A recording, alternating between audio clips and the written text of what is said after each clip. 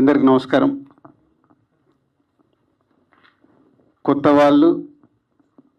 వాళ్ళతో ఒక ప్రయత్నం సినిమా ఫీల్డ్లో ఎప్పుడు చాలామంది చేస్తూనే ఉంటారు, కానీ 99% ఫెయిల్ అవుతుంటారు. ఒక 1% సక్సెస్ పర్సంటేజ్ కొత్త వాళ్ళతో చేసేది.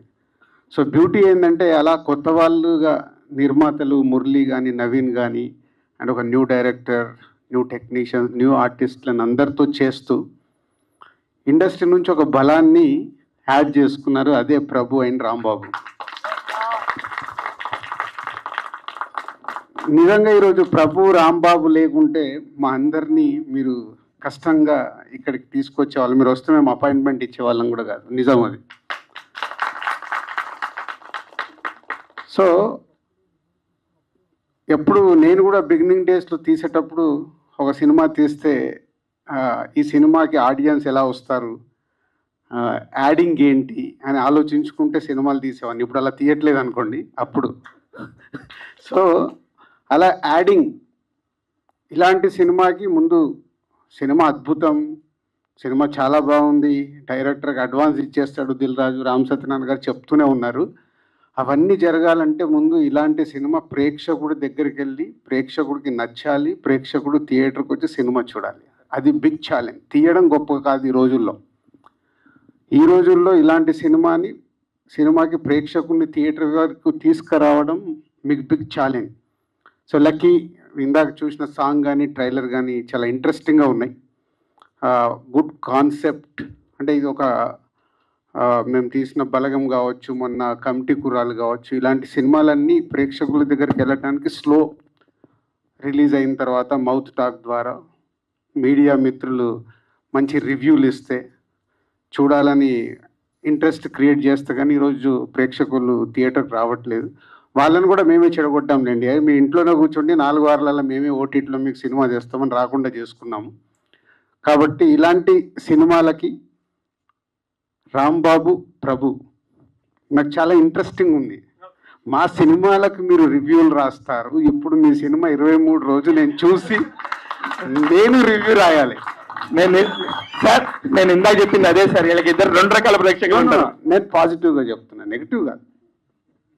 అంటే నేను రాంబాబు గారు అండ్ ప్రభు గారు వచ్చి నన్ను ఇన్వైట్ చేసినప్పుడు నాకు అంటే ప్రభు గారు రెగ్యులర్గా కలుస్తుంటారు, రాంబాబు గారు కేబీఆర్ వాక్లో కలుస్తుంటారు, అప్పుడప్పుడు పిలిచి మాట్లాడుతుంటాను. అలాగే సరే ఇట్లా ఒక చిన్న సినిమాకి ఎగ్జిక్యూటివ్ ప్రొడ్యూసర్గా చేస్తానని చెప్పడం జరిగింది. అంటే మీరు ఇన్ని రోజులు ఒక సినిమాని చూసి ఇక్కడే ప్రేక్షకులా కూర్చి బయటకు వచ్చి ఆ సినిమాని అనాలిసిస్ చేసి రివ్యూలు రాస్తారు. నేను ఎప్పుడు చాలా మీటింగ్లలో రివ్యూస్ రాసే వాళ్ళని అడుగుతుంటాను, స్క్రిప్ట్ ఇస్తాను మీరు చెప్పగలుగుతారా అని. నిజంగా ఇప్పుడు ఆ ఎగ్జైట్మెంట్ ఉంది నాకు. మీరు తీశారు కాబట్టి, మీరు దీంట్లో పార్ట్ అయ్యారు కాబట్టి, ఇప్పటి వరకు చూస్తుంటే కాంటెంట్ చాలా పాజిటివ్గా ఉంది. ఇంతమంది కొత్త వాళ్ళ వెనకాల మీరుండి కంప్లీట్ చేశారు కాబట్టి చూడాలి.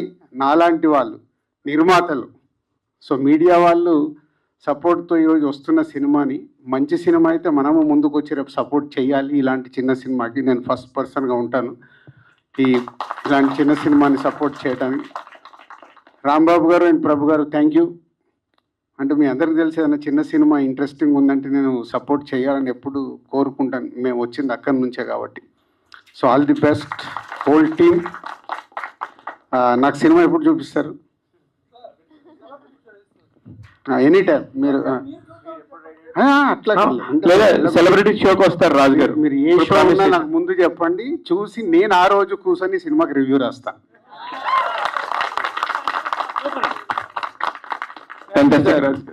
రివ్యూవర్స్ సినిమాకి రివ్యూ రాస్తామని చెప్పేసి దిల్ రాజు గారు చెప్పడం రియల్లీ ఫీలింగ్.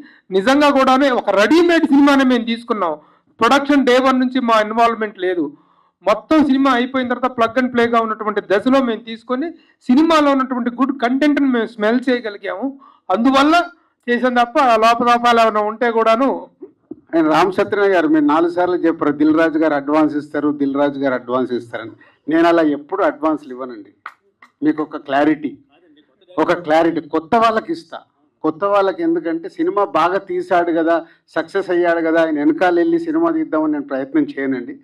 నిజంగా టాలెంట్ ఉంది అబ్బాయికి, నిజంగా ఈ షార్ట్స్ అవన్నీ బాగున్నాయి, రేపు కమర్షియల్గా ఎలా ఉన్నా ఎలా లేకున్నా ఆయన వర్క్ నాకు నచ్చితే నేను పిలిచి ఛాన్స్ ఇస్తాను. అడ్వాన్స్ ఇస్తారంటే అడ్వాన్స్లు ఇచ్చి సినిమాలు తీయండి, మళ్ళీ అదే అడ్వాన్స్లు ఇవ్వను. అలా ఇస్తే నేను ఎప్పుడు వెనకకి వెళ్ళిపోయేవాడిని. ఇంకా ఉన్నానంటే కొంచెం కాంటెంట్ నమ్ముకొని చేస్తున్నాం కాబట్టి. సార్ దిల్ రాజు గారి ఆశీస్సులే అడ్వాన్స్లు, అంతకు మించే ఉన్న ఆయన అభినందనలే అడ్వాన్స్లు. Let us not measure it in the form of currency, in the form of encouragement point of view లో చూసుకోవచ్చు. Now, thank you, sir.